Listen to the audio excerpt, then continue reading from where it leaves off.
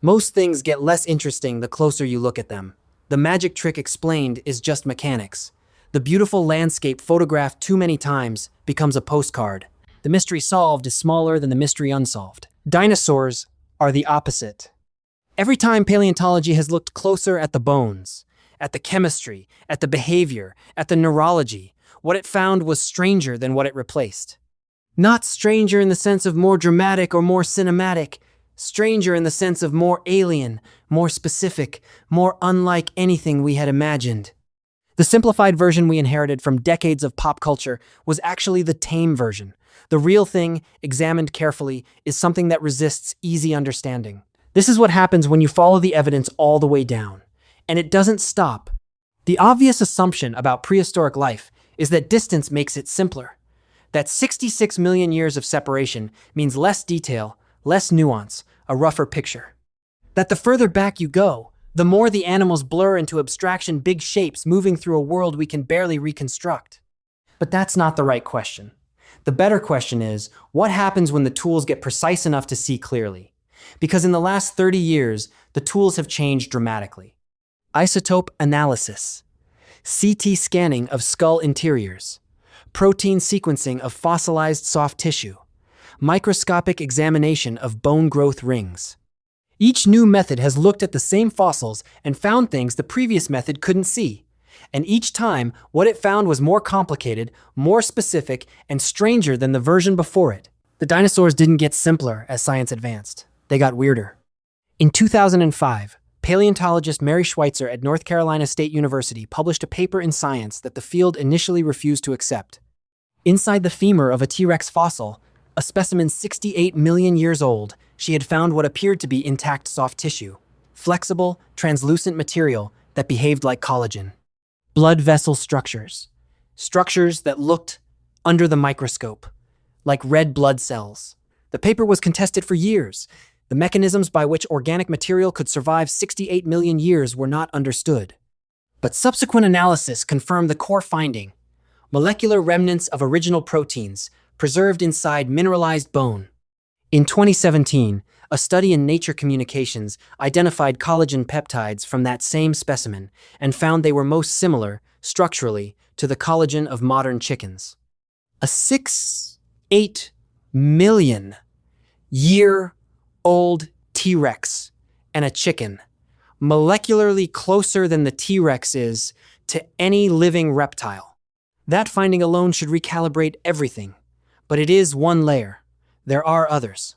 Start with color. For most of the 20th century, dinosaur color was considered unknowable.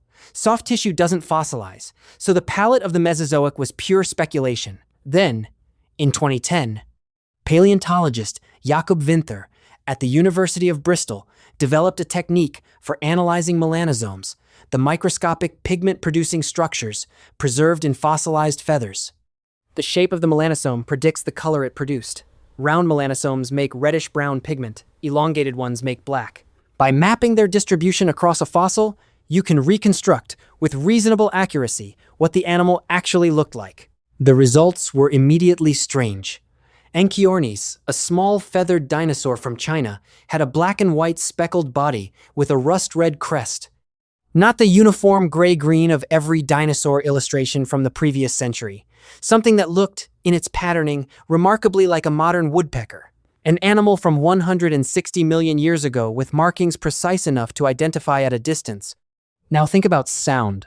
The problem with reconstructing dinosaur vocalizations is that the organs that produce sound, the larynx in mammals, the syrinx in birds, don't fossilize. For decades, the question seemed unanswerable.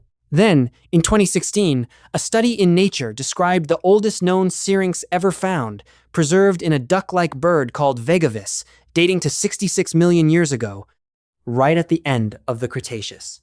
The syrinx was asymmetric, capable of producing complex, modulated calls.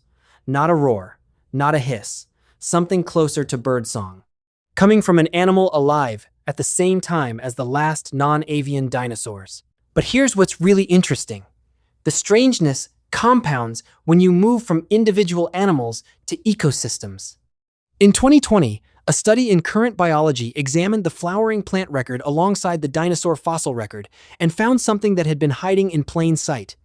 The diversification of flowering plants' angiosperms and the diversification of certain dinosaur groups happened in parallel over the same 30 million year window. The hadrosaurs, with their elaborate dental batteries capable of processing tough plant material, appear to have co-evolved with the rise of flowering plants. The plants shape the teeth shape the plants, an arms race of biology running across tens of millions of years, each side pushing the other toward greater complexity. The Cretaceous was not a static backdrop. It was a system in motion. And the dinosaurs were not passengers in it. They were part of what was driving it. Then there is the question of metabolism. For most of the 20th century, dinosaurs were assumed to be ectothermic, cold-blooded, like modern reptiles, dependent on external heat sources to function. The evidence has moved decisively away from that position.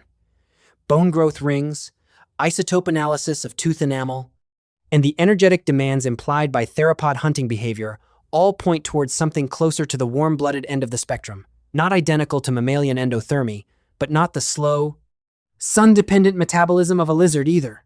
Something in between, a metabolic strategy that has no clean modern equivalent, running an animal unlike anything alive today. But here's the thing. Every layer of strangeness we've uncovered in the last 30 years was always there. The collagen was in the bone. The melanosomes were in the feathers. The co-evolutionary signal was in the fossil record. None of it appeared because the dinosaurs changed. It appeared because the questions got better. Which means the simplified version, the gray-green, cold-blooded, roaring monster of the 20th century was never the dinosaur. It was the limit of the tools available to see it. A shadow cast by incomplete data onto the wall of our imagination. The real animal has always been stranger, more specific, more alive in the details than in the outline. And if 30 years of better questions revealed this much, the honest thing to say is, we are almost certainly still looking at a shadow. The thing behind it is stranger still. We just don't have the tools to see it yet. There is a T-Rex femur in a laboratory in North Carolina with 6-8 million-year-old collagen still inside it. Flexible, molecular, real. Nobody predicted it would be there. The models said it couldn't survive. The models were wrong. That femur is a reminder that the past is not as sealed as we think.